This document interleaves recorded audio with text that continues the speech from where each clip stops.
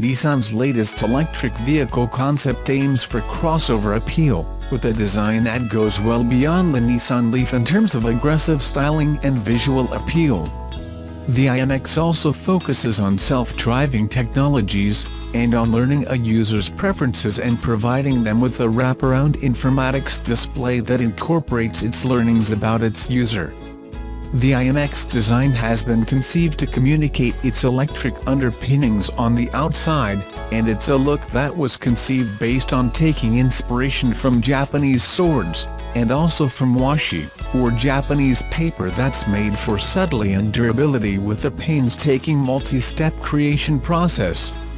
It's definitely an attractive car, with a full glass roof and sleek narrow headlights, and an interior with wood trim that lend to the sense of open interior space made possible by the extra room made available through use of the electric drivetrain.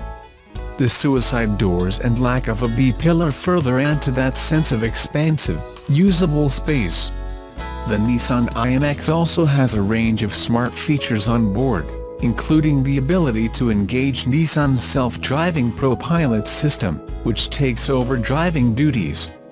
This includes some neat additional features like a retracting steering wheel and brake and gas pedal, which descend into the dashboard and the floor respectively to provide more room for the driver to relax comfortably. Nissan's latest concept car also features a wraparound display that provides live information around the driver and passengers in the cockpit, just below the windshield and passenger windows. The screen will provide info like navigation data, as well as suggestions about what they might like to do, extrapolating that information based on past trip data. Nissan told me that it's working with partners on its in-vehicle smart assistant, but it wouldn't articulate which partners it's using specifically. It also hinted that the assistant might be able to follow the driver beyond the vehicle throughout their daily life. The car's interface uses cameras placed throughout the vehicle and artificial intelligence to interpret user commands and anticipate their needs, with the intent of minimizing manual controls and other potential distractions. Nissan says that while this is just a concept, it's still intended to reflect the actual direction of their efforts around intelligent mobility and its productization. Nissan's 2018 Rogue is a sprightly, affordable SUV that has the option of the company's ProPilot Assist driving system. It's the first Nissan vehicle to offer the program, which will also be available in the 2018 Leaf. That means it's one of the least expensive SUVs on the market, with adaptive cruise control, steering assist, braking assist and warnings for lane straying, rear cross traffic and pedestrian detection. Too bad the package doesn't work better. The Rogue is Nissan's best-selling vehicle in America. More than 300,000 have been sold this year, which the company says makes it the #2 non-truck vehicle in the country this year, behind Toyota's RAV4 but ahead of Honda's CR-V. Like Nissan's Juke, the Rogue is not as visible on the streets as the Honda CR-V or the Toyota RAV4, loved by its owners, who seem to be proud to drive something that's not made by either of the leading Japanese car companies. The entry-level Rogue comes standard with a 2.5-liter four-cylinder gasoline engine that makes 170 horsepower and 175 pound-feet of torque. It's mated to available all-wheel drive and N-tronic continuously variable transmission. Also standard are traction control, automatic emergency braking, rear cross traffic warning, hill start assist, LED headlights, a Sirius-free voice command system, 4 cup holders and 4 bottle holders. It seats 5 and has 70 cubic feet of cargo capacity, with the back seats folded down, and a maximum towing capacity of 1,000 pounds. In other words, it's a capable mid-sized SUV, especially at the base price of $25,380. The Rogue Sport, which omits many of those features, is even more of a bargain, starting at $22,380. The SL trim line I drove was a 4-wheel drive version. Powered by the same 2.5-liter gasoline engine, with the same torque and horsepower numbers, it felt like a friendly family mover with more than enough beans to manage the freeway and the steep hills in my neighborhood.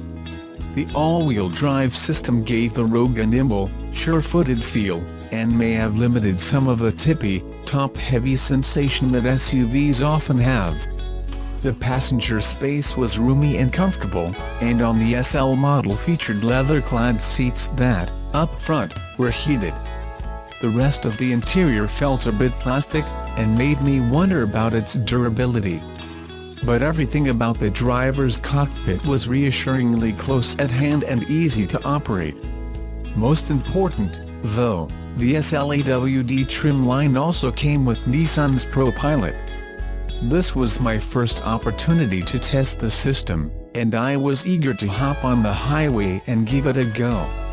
The system engages simply, with the push of 2 buttons on the steering column: turn ProPilot on, find a speed you like, and press set. ProPilot functions like a smart, adaptive cruise control. It will maintain freeway speed and keep a safe distance between other cars, as on most similar systems. But it will also do most of the steering, asking only that the driver's hands be on the wheel at all times and nudge the steering periodically, when prompted, so the system knows the driver is alert. I found the ProPilot crude and unsubtle compared with similar systems such as Tesla's Autopilot, Cadillac's Super Cruise or Mercedes-Benz Distronic Plus. In traffic, the ProPilot caroomed a bit between the lane markings, sliding to the left, correcting itself, sliding back to the right, and correcting itself again like a ball in the kiddie lane at the bowling alley. It held its lane on curves, but only up to a point, after which the system would begin blinking a steering wheel icon and asking the driver to take over. The Rogue felt quiet and competent around town and at freeway speeds. But the ProPilot system seemed, again, a little clunky. It recognized the traffic was slowing down long after I did, and then braked too sharply. Then it seemed not to notice the traffic was beginning to speed up again, and accelerated with a jerk.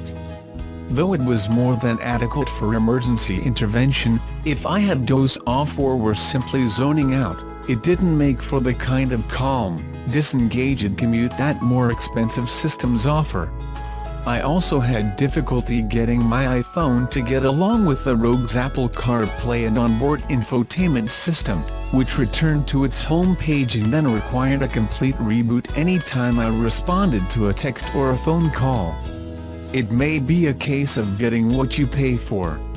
The Rogue's ProPilot may not be as smooth and sophisticated as similar systems found in top-of-the-line vehicles from Tesla, Cadillac or Mercedes-Benz, but Nissan is offering its technology for tens of thousands of dollars less. Subaru fans, set your alarms for November 28th.